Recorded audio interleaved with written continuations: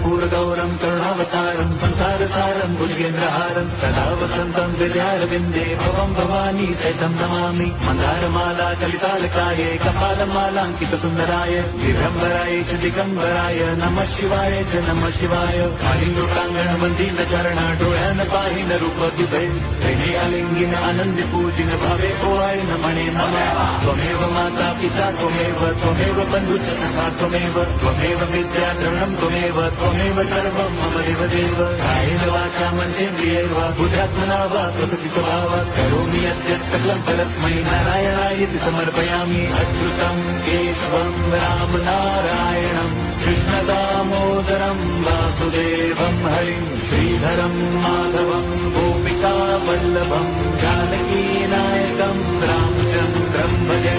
Hare Ram Ram Ram Hare Hare Hare Krishna